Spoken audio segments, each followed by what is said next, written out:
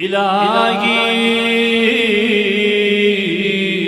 إن أخذتني بجرمي أخذتك بعفوك، وإن أخذتني بذنوبي أخذتك بمغفرتك، وإن أدخلتني النار أعلمت أهلها أني أحبك.